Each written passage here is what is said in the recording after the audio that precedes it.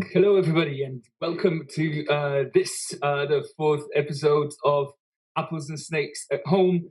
Apples and Snakes at Home is a series of live spoken word poetry events that kind of give us all the chance to experience amazing poetry in the comfort of our own homes, or I guess wherever it is that you're sitting and watching this. My name is Bohdan Piasecki, and I will be your host tonight. I'll be introducing two phenomenal poets, on which more in a second.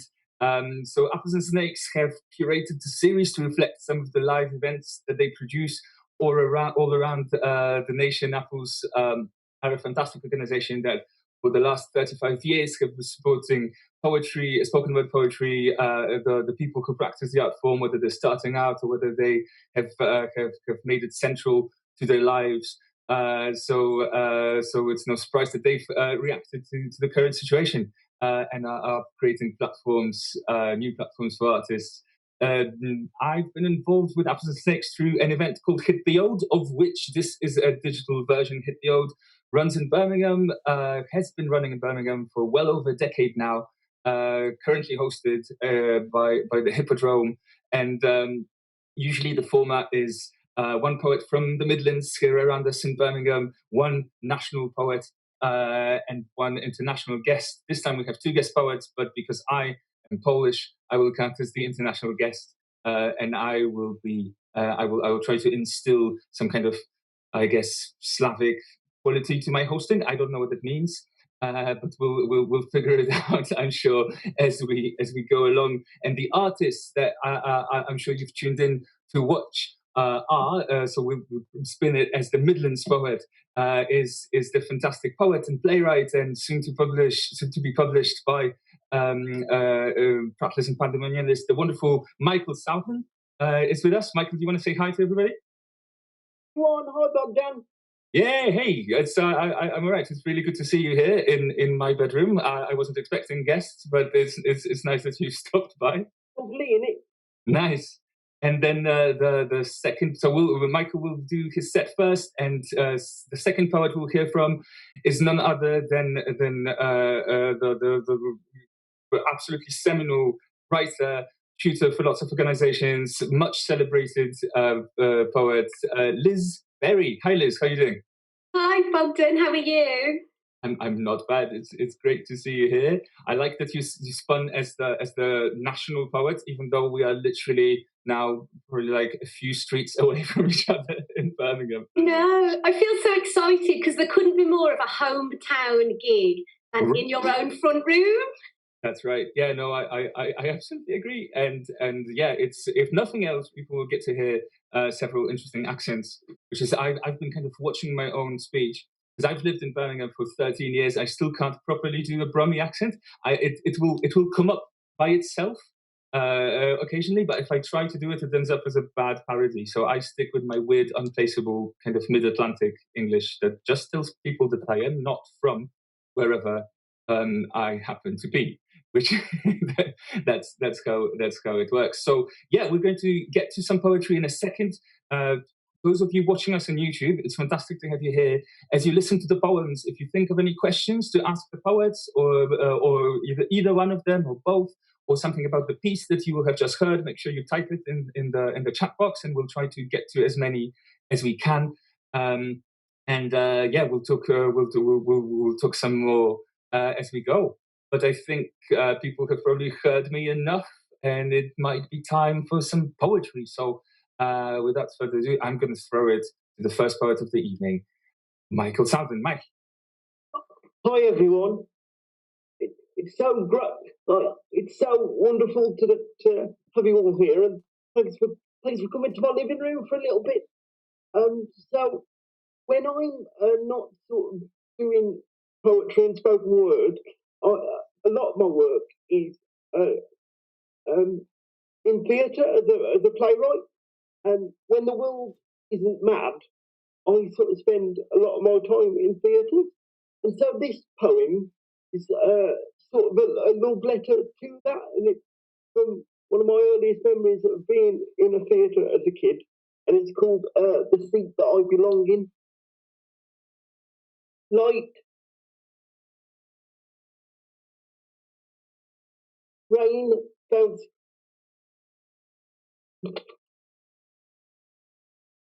Street lamps illuminate the pavement. Rain bounces off the windshield of our Renault Scenic. A yawn as my juvenile breath fogs up the glass, trying to disguise the fact that, contrary to what Mom believes, I never did have that afternoon nap. I know you didn't sleep this afternoon, she shouts from the front passenger side. Boiled. Again. We've driven for what feels like hours. Sunset far behind us. Fort Dunlop greets us with a rose missing, but she cares not for sniggered responses or missing vowels. Instead, she just shines. Remember, it's a surprise, so don't say anything to Nan. She's 60 this year, so we've all clubbed together. The stakes have been upped now. Apparently, not only am I a time vigilante staying up past the debate on a school night, but seemingly also a spy. I've been told many things about what I might see. Songs, pretense, I scream, hoisted aloft above shoulders of dad. Noises of grown-up chatter fill the air. Nostrils flare with scent, usually only reserved for weddings or evenings with babysitters. But not tonight. Because tonight we sit right at the top. I can almost touch the gods, and the colours of gold and crimson will plant their seed and flourish to the point where my hinged seat will never again be upright. Because in the beginning there was the Word, and the Word was grief. Amazing. Thank you so much. Thank you. That was wonderful. So, you kind of come both from theatre and poetry, right? Yeah. Well, the poetry sort of like really new. So I've only really been sort of writing poetry with the intention to perform it, maybe for about 2.5 years. Right. Something like that. So, but this is just I sort of really love spoken word and poetry and stuff for the opposite reasons as to why I really love theatre. Yeah. Theatre is like theatre is super collaborative, and spoken word like it's just sort of me. Really nice. Sort of I can sort of go places armed with rhyme and words. Really, I guess. That's really interesting. Yeah. So they're kind of complementary, where you get the group effort from theatre work, and then the individual experience from poetry. Is that right? Yeah. Yeah. It's sort of like something I can sort of like just sort of. I still get that sort of like buzz from performing, but also like I get to write my own stuff, and it's really lovely. And there are great people in the spoken word community as well. So yeah, that's very true. It's a welcoming bunch. We're a welcoming bunch. Or try to be, by and large. All right, have you got another one for us? Yeah. So this is sort of linked in a way. So a lot of the poems that are in the pamphlet that were so lovely and published by poets, prattlers, and pandemonialists came from National Poetry Day, and we had a link. We had a prompt one day that was to write something on an instruction. So I wrote a poem about sort of how best to write, that type thing. So this one is called Notes on Writing Words. Clear your desk. Clear your mind. Clear a spot to put words in. Maybe the bit just behind where the cat videos go. Sit down with a brew and a biscuit or two, or something stronger if that'll see you through to your next full stop. Load up a laptop or pick up a pen. Stare at the blank page, remembering the times when it all just happened. Like an old friend who's come to say hello. Then, when the time feels right, when you've got your wits about you, dive right in. Your stage is a QWERTY or a sheet of A4. Not a soft shoe shuffle, they'd only applaud Rogers, and a stare for, don't you dare let go of that. That being said, don't reject the block, for there's no such thing as wasted ink blocks or sentences with more hyphens in to help with word count. Never begrudge a rest, because getting it right, it's not an event, it's a process. Thank you. And so that's really lovely. I like the idea of the process being the main thing. That's the best writing advice I've ever kind of received, really. So it's still something I live by now. Getting a piece of writing right isn't a thing that happens and then you get like trumpet fanfares with it. I often find it a thing that sort of happens gradually and you don't realise it's happened until you sort of get that feeling a little bit. Yeah, that's fair. Although I think we should introduce the trumpet fanfares when we get something right. I think everyone should have trumpet fanfares most of the time. Yeah, no question. I was going to ask because you mentioned that pamphlets coming up with poets, prattlers, and pandemonia lists, and they're a great press based in Wolverhampton. So if you're watching and you don't know their stuff, they run events, they publish things, they're well worth checking out, especially kind of platforming people, artists from the Black Country. But so you Michael, you said you come from theatre and you spoke about writing for poetry as spoken word and so on. How did you find preparing a pamphlet? Because that's a different platform, right? It's sort of really lovely though, because you sort of get all like I guess it's just about sort of yeah, it's sort of like the whole pamphlet is sort of a blueprint for whatever you want to say, really. And Emma Stephen Day were really helpful in sort of distilling that down, and yeah, just to sort of just sort of have them go like, what do you want to say? But like, hopefully, like the pamphlet is still really me and something I would definitely write. Yeah, that sounds amazing. Thanks for that. Do you want to crack on? Yeah. I thought I might do a new one. Is that all right? Yeah, of course. So it's the first time I've done this one, so I don't really know how it's going to go down. So feedback would be wonderful. This one was commissioned by Apples and Snakes, so really pleased that I was able to write. I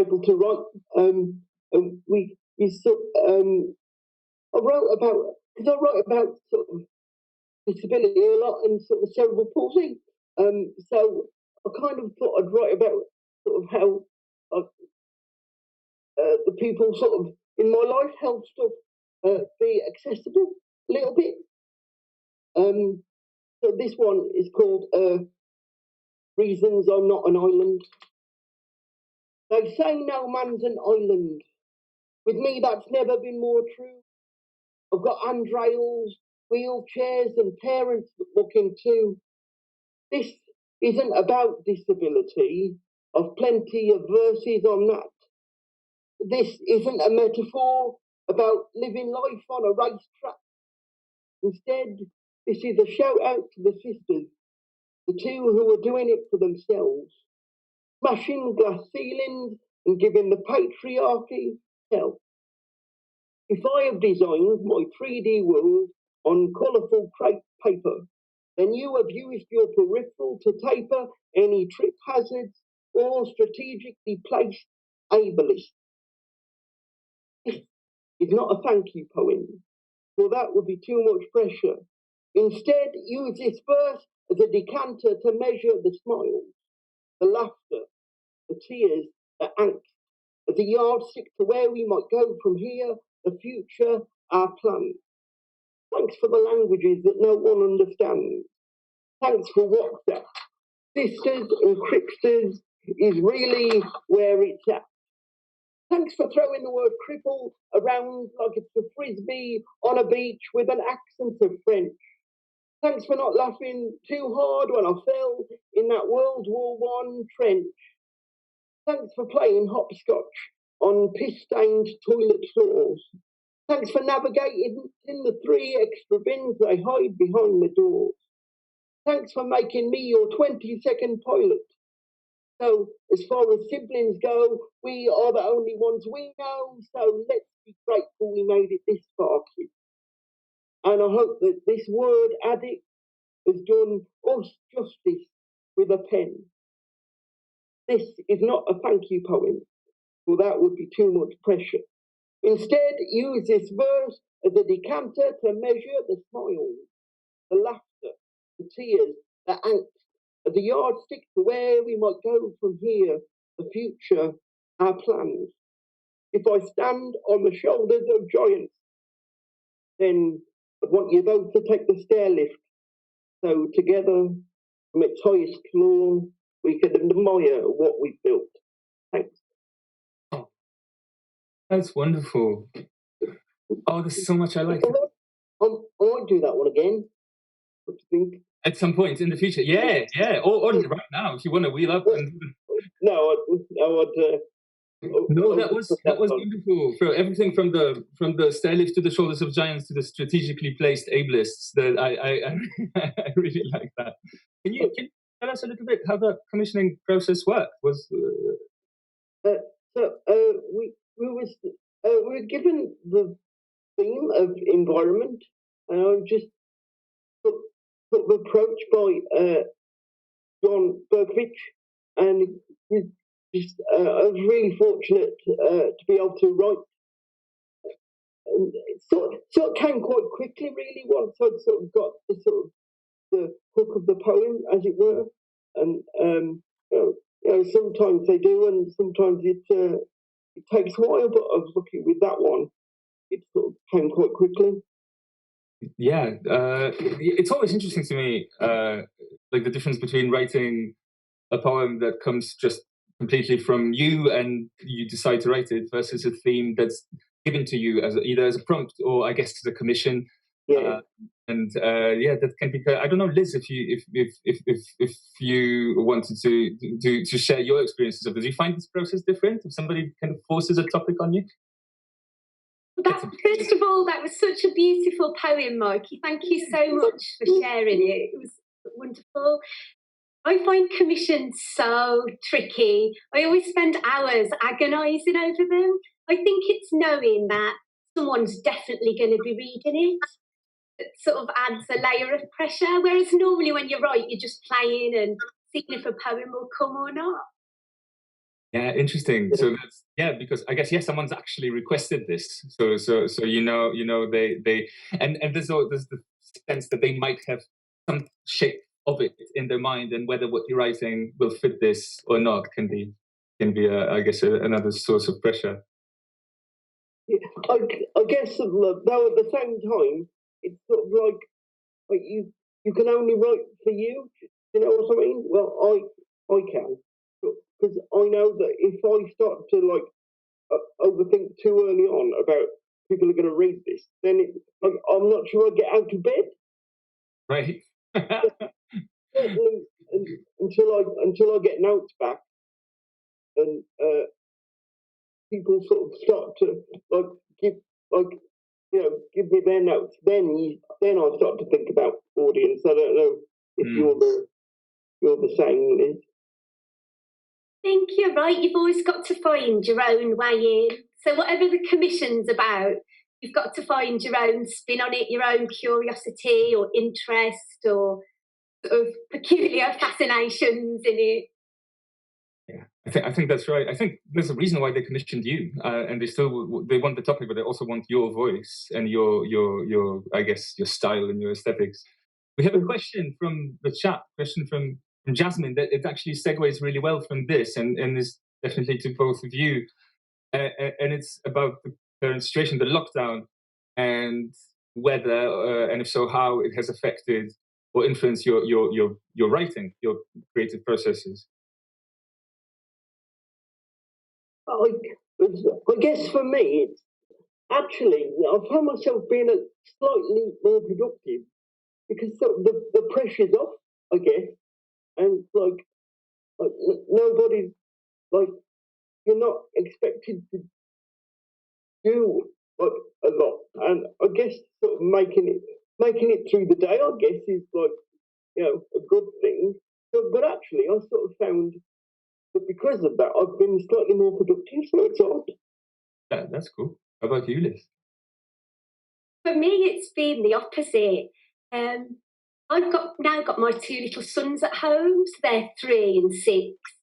So the days are really busy. So right at the beginning when the lockdown started, I think I just said that I was going to be kind to myself and just get the family and the kids through it and just think of other ways to be creative, like watering my plants and doing some knitting. I've just kind of tried to take the pressure off myself to do any writing at the moment. Yeah, and I think it's great that those are the answers that the two of you gave, because I think people react very differently, and depending on the context you're in and kind of person you are, there's no right or wrong way to do it. But it's easy to kind of think there is a blueprint when there really isn't. So yeah, both of these sound great. I'm really envious of your productivity, Mikey. That's if you have some sense of I'll send it over to or come and babysit. No, don't. That's against the rules. Mikey, can we have like another poem or two from you? Yeah. So this is the one that I do quite a bit. And it's probably like one of the few that are genuinely shouty disability poems. Um. So I this one is about online dating and ableism, and it's called Horny Little Robot. I've gone and joined the swipe hype, believe it or not. I felt it time to try and find a companion for a pasty looking robot. I don't really have a type, and I'm only a bit of a moron. Ideally, in a perfect world, she wouldn't judge when I try and rap Hamilton. Because I can be Mulligan and she could be Lafayette. Never throw away our shots, see how far we could get into the soundtrack without choking on our own spit. Because we want, really, innit? Someone to make those faces with, someone to wear oversized onesies with, someone to have a cob on with, and it's still just all right. In a sea of Snapchat filters and profiles copied from Google, I decide to blow my own bugle and lead with a wheelchair pun. Yes, at times I've flown too close to the sun with her. So, wheelchairs, where do you stand on those? This inevitably leads to a succession of no's or the dreaded thumbs up emoji, leaving us nowhere to go, really. She is 24 and a Harry Potter fan. For the purposes of this ditty, she is from Digva and called Lily. Lily tells me that for Halloween I should dress up as Professor Stephen Hawking. I sit there gawping at my phone as though my face has just spasmed, but it hasn't. I'm just trying to compute the acute sense of confusion that's buzzing round my head. Because of all the things she could have said, that's what she went with. Look, I know you know I'm not adverse to a joke, but the key is to let the one with the defect tell you when to ready, set, go, and then by all means throw yourself into all the disabled humour you can muster. Because fuck knows if we're to fluster a proper change, then we need you in that conversation too. Stacey from Matlock calls me brave, and that it's amazing I'm taking this chance. Little does she know I've spent today playing FIFA in my pants and watching clips of pandas dance, so I'm really not the guy you want on the start line of the Paralympics. The thing is, if I'm being frank, I quite fancied Stacey from Matlock. She had a nice face and liked upcycling old furniture, which is cool, but by saying what she did put me up on a pedestal that I didn't want to be on. Because I'm not doing this for a pat on my head. I'm doing it to find a Sunday morning roll around in a bed of proper connection in all of its facets. When my mum's friends call me inspirational, I could sort of cope with that because it's partly generational, but not if you're 23 and got a degree in horticultural science, because we're the same, aren't we? I hope I'm not too preachy. That's not how I want to come across. I just wanted to let you know that sometimes us lot, we're nothing more than just thorny little robots. Cheers. That was wonderful. And yeah, I love how you describe intimacy with the onesies and all the detail of what it means to you. And then also on a personal note, I applaud your kind of ability to perceive the thumbs up emoji for what it is, which is a way to end the conversation. Yeah. So that's really yeah. I think we've all been there a little bit. Yep. No. That was absolutely lovely, Mikey. Thank you for that and for all your poems. We're kind of halfway through. We're going to move on to our second feature, but before we do, wherever you are, if you're watching us on YouTube, look around you so you don't startle any innocent bystanders and make some kind of appreciative noise for Mikey's set. You can choose the noise that best expresses how you feel. But if I can suggest something, the trumpet fanfare that was brought up earlier would be a strong choice. So the count of three. 1, 2, 3. Lovely. Right? That's as close as you're going to get to a standing ovation. Lovely that was. I meant every single note. And so thanks for that set. Obviously, you're staying with us. Hopefully, you'll be part of the conversation still. But we're going to move on to our next poet, and I'm really excited to get her started in her set. And like I said, she's a celebrated poet, former educator, winner of 2 Forward prizes, and now proving that all of this is just a training montage leading her to this gig on Zoom and YouTube for all of us. Please welcome to your screen, Liz Berry. Hi, everybody. Thank you so much, Bohdan. I'm going to start with a newer poem tonight, and it's a poem called Blue Heaven.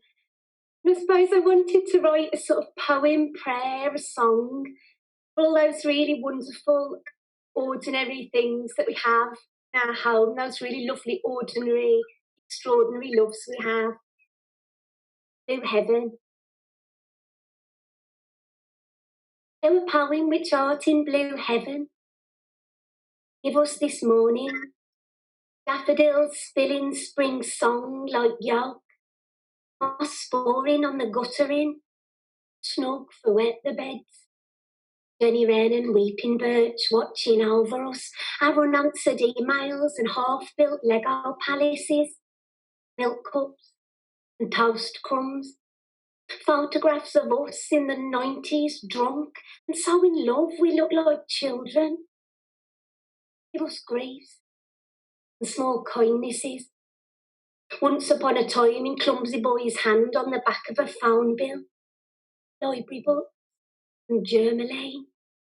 Sanitary towels soaked with clotted rubies, pyjamas shed beneath the bunk beds like adder skins. Honey spiders. Stories. The nights we touch in darkness with that wild honey milk of recognition. And rise our hearts to all that is holy. The dog in a blanket, playgroup collage. And forgive us our trespasses, pulling tight the shutters in our hearts when others are knocking, cussing in the night when we stumble to the cot.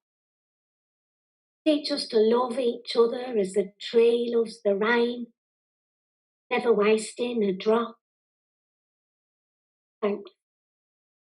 Thank you, Liz. That's beautiful. What a way to start. It's I find it really interesting that using an existing text as a structure for a poem. So obviously you kind of stretch this poem over a prayer, and what led you to that? Or is this something that you do a lot, like using other texts for structure, or?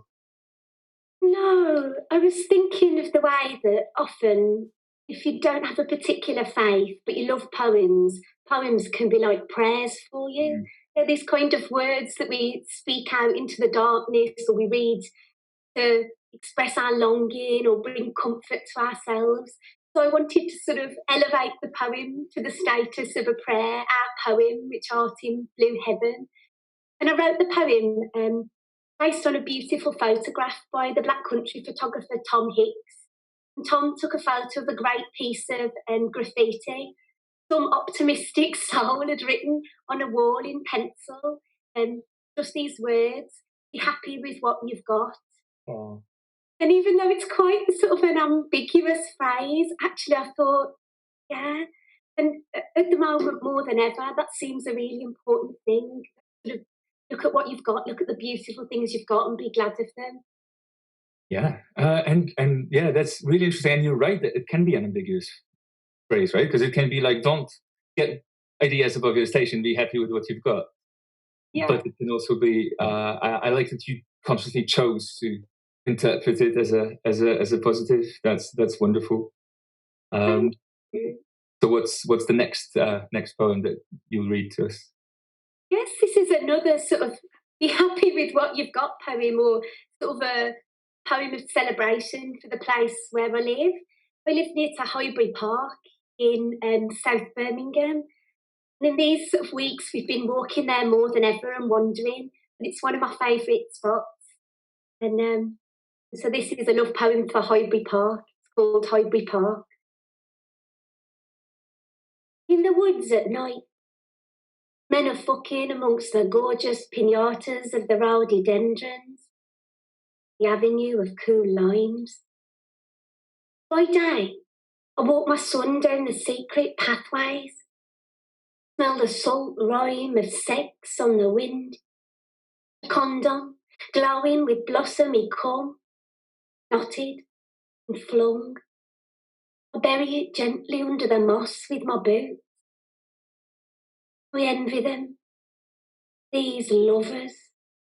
Dark pines beneath their knees, the tarry earth alkaline with the desire paths of snails, fallen feathers in the dirt like warnings.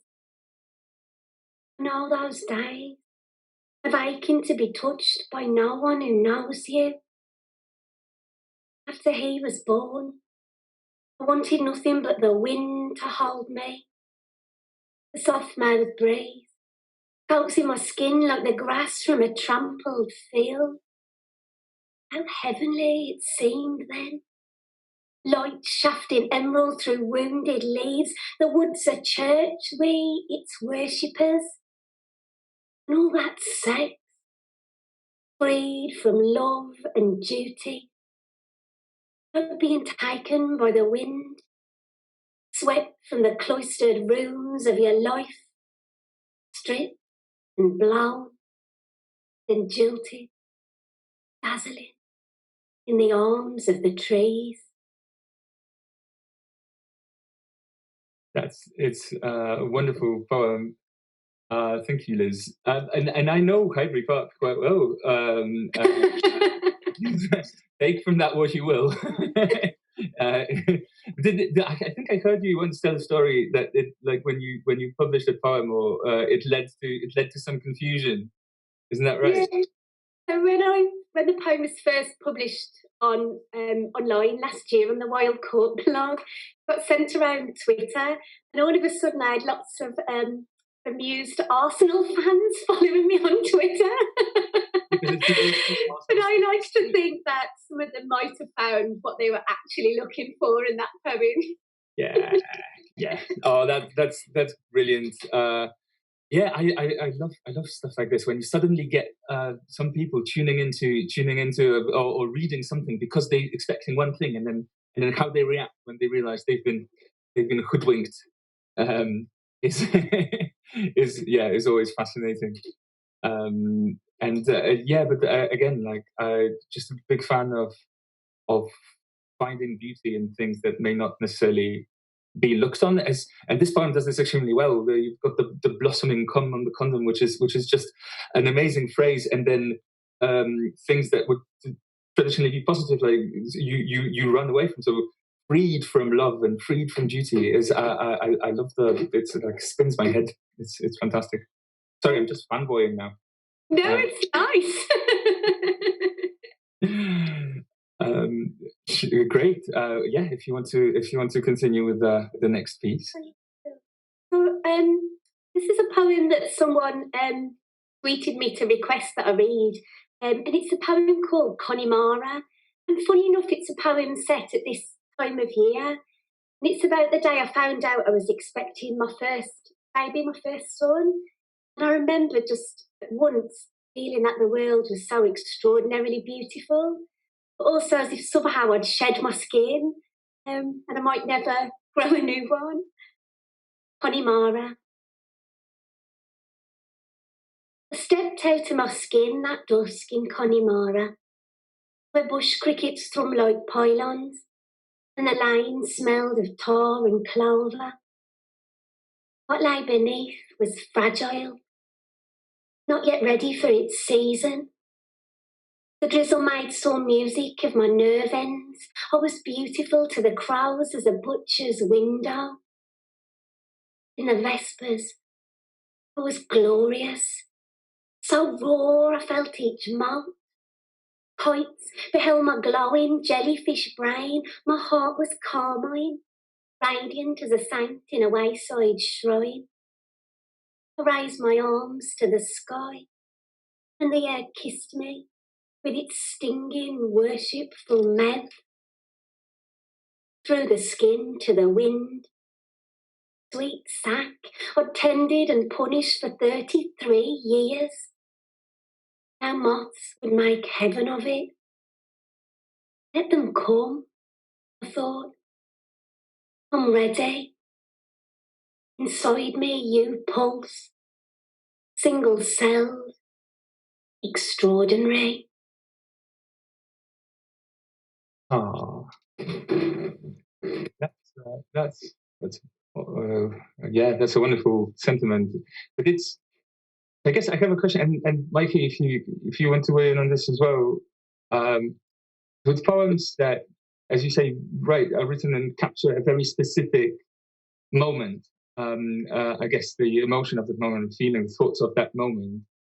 Do they kind of change for you as you read them later on in a different situation, in a different context, having moved on from the person you were then? I guess does it feel different? For me, it does. Just thinking about that poem now, in a way, it feels less raw to me, but more tender.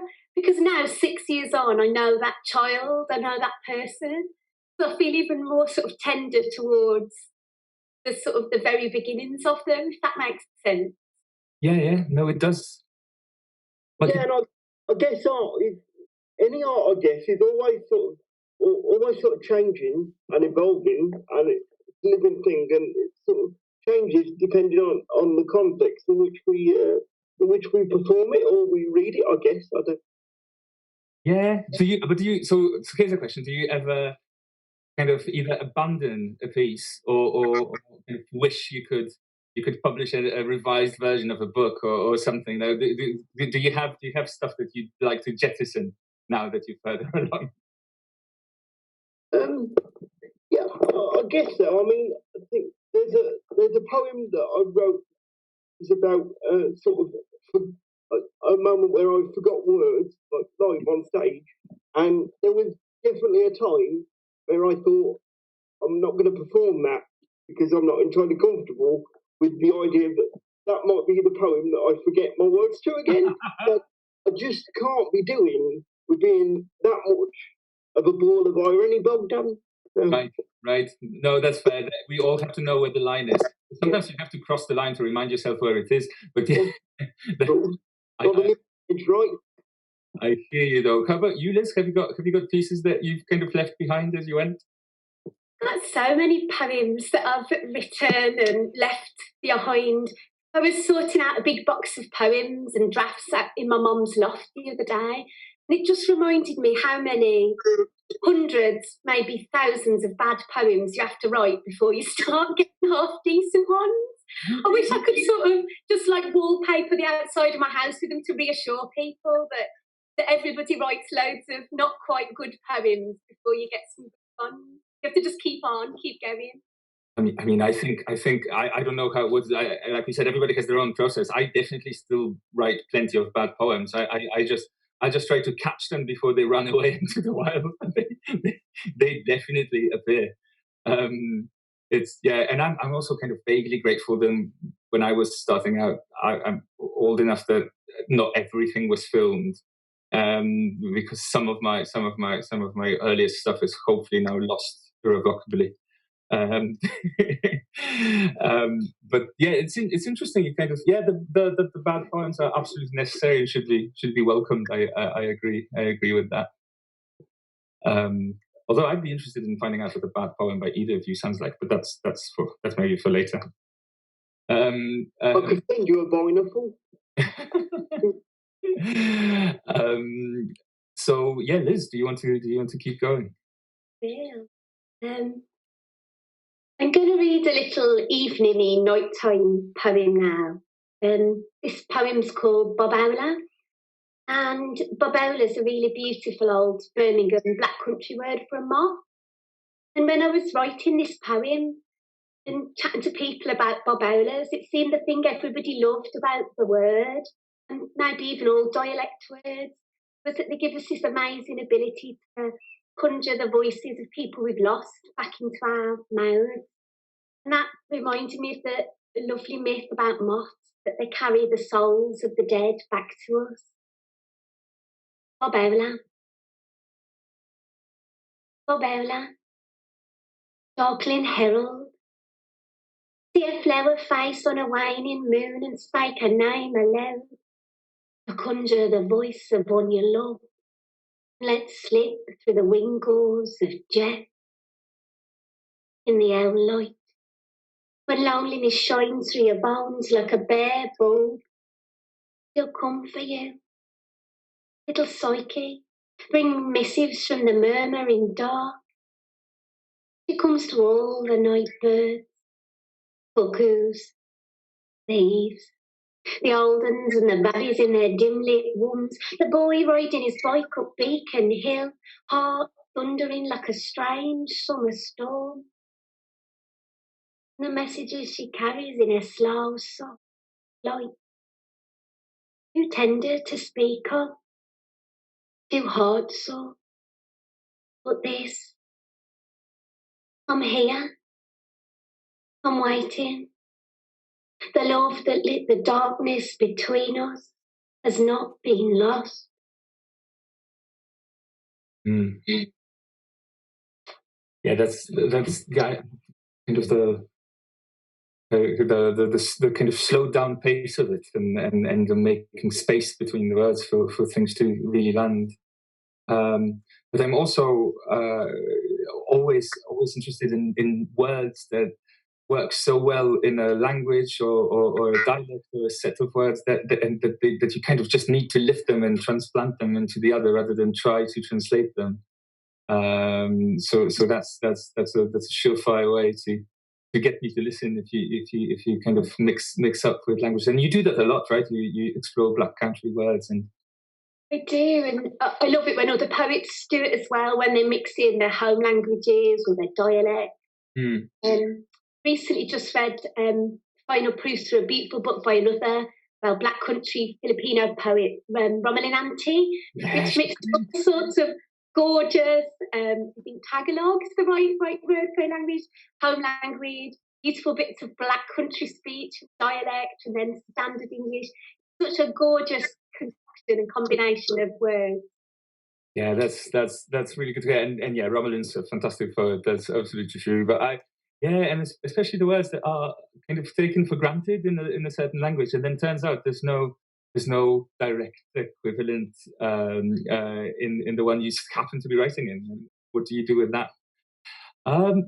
I have another chat question now, again for both of you. And I'm very curious to hear what the answers are. So this is a question from Matt. And Matt asks, what is it that you like the most / the least about your own poetry? The most / the least. Do you want to go first, Mikey? Going to jump in first. Yeah, it was a kind of chicken race for a bit.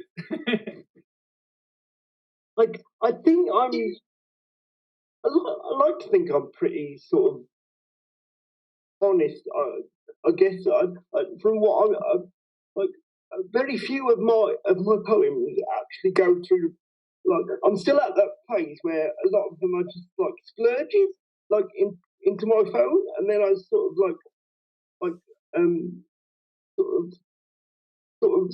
try and sort of make them into like a full poem that way. So I guess I'm still pretty free and with my writing, but also I do find I tend to kind of feel sort of slip back into the same writing pattern, same sort of rhyming pattern a lot. So I guess I'm trying to sort of explore the sort of different sounds and rhythms within my work, I guess. Yeah, there is that. When you kind of find something you're comfortable with, it can become a bit of a trap just as much because it's. How about you, Liz? I think the thing I like best about my poems probably is the possibility they give me to feel sort of free and playful and wild in a way. In real life, I'm exceptionally well behaved. So I like that sort of possibility in my poems.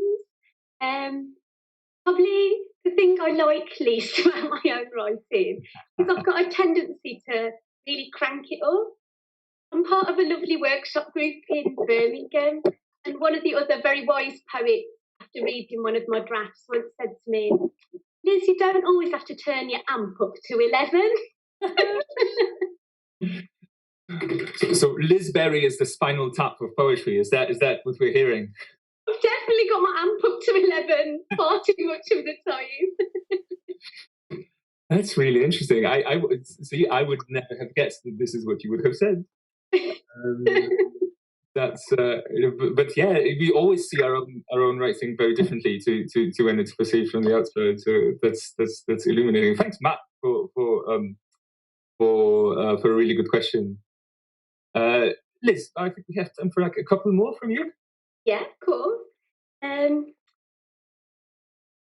going to read a poem now about birds called The Year We Married Birds.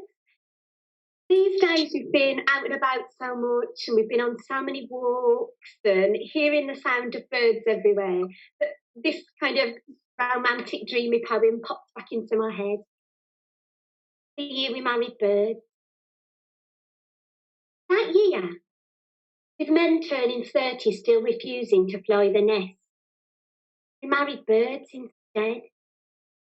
Migrating snow buntings swept into offices in the city, took flocks of girls for Highland weddings. Magpies smashed jewellers' windows. Kites hovered above bridal shops. A pigeon in Trafalgar Square learnt to kneel. Sales of nesting boxes soared. Soon cinemas were wild as woods in May, while restaurants served worms. By June, a Russian kittiwake wed the minister's daughter, gave her 2 freckled eggs, a mansion on a cliff. My arm groom was a kingfisher, enigmatic, bright. He gleamed in a metallic turquoise suit, taught me about fishing in the murky canal. We honeymooned near the Wash. The salt marsh is booming with courting bittern. When I think of that year, I remember best the fanning of his feathers on my cheek. White throat. How every building, every street rang with bird song. How girls' wedding dresses lifted them into the trees like wings. Mm. Thank you for that. Yeah, that's one of my personal favorites of yours. I think it may be the first one I ever heard you read live. Yeah, it's because and I like it so much. I think because it uses a surreal notion to kind of actually talk about something that's really strongly embedded in reality. And is that yeah, that's just what poetry can do, isn't it? I thought I had a question at the end of this, but I'm just at this point I'm just sharing. Uh, Sometimes you have to launch yourself and see what comes up at the end of your sentence. It's not always what you expect. Sorry, so back to you, Liz, for I guess what will be the final poem of the day. Yeah. I'm gonna end with again a new poem. Poem's called Yam Yam's Diner. We're having sort of an Midlands accent special, apples and snakes. It feels right to end with a lovely bit of dialect. So Yam Yam is kind of a jokey, cheeky, affectionate name for people from the Black Country. And in this poem, I imagine jacking in my life as a poet and a sensible mom and getting a job in one of those little greasy spoons that you often see on industrial estates in the Black Country or on B Road. Yam Yam's Diner. Somewhere beyond all this, I'm elbows down on the counter in Yam Yam's Diner. Sunflower oil slicking my ponytail. Ruby t-shirt. Blue apron. Our Lady of Perpetual Succor. All a hard-working man might stoop to kiss the knuckles of. Stagger out in the diesel yellow morning, yearning to taste. Serving a little chick and bab. Tea slurry with sugar. Bacon. With a sly crisp of skin. Bread thick as a dictionary. Flip to the entry. Clam to jet. I'd love them. The men. In their overalls and boots you could stamp on the toes of. Tired ones, the trodden, the young, their chins still soft with bum fluff, but hold their dreams so tenderly, understanding that there's no heaven but this, a grease-spangled porter cabin, the rhyme the body yields when it's finally full. Forget it whilst you can. By 3, I'll be gone. Tables white, shutters down, already feeling the afternoon sun on that soft, bare spot on my neck. The scent of fat and salt swinging like incense as I pull out the pins and let loose my hair. Thank you so much. Pleasure. Diesel yellow morning. My God, that's gonna stay with me. That's beautiful. And yeah, it's interesting. Imagining yourself. He said to me, "It's not all you think it would be." Well, yeah. I guess that the grass is always greener, right? You've got to have some dreams, haven't you? The sky is always more diesel yellow on the other side of the fence. If you leave with nothing else, this is the lesson you should come away. Well, that was wonderful. Thank you very much. Thank you very much, Liz, for sharing your poetry with us, and thank you, Mikey, as well. Pleasure. It's if you want to come and hang out in my house more often, you're more than welcome. It gets lonely in lockdown, but I guess this is one of the reasons why it's so important. And I'd like to just personally thank Apples for putting these events on and reacting so quickly in a situation where a lot of poets have lost work. A lot of poets and other artists have lost income. A lot of people who were up and coming have fewer chances to get their voice heard. And so these spaces, even though they're technically virtual, are absolutely vital to the community and kind of reinforcing how important poetry is and can be to all of us and to wider society.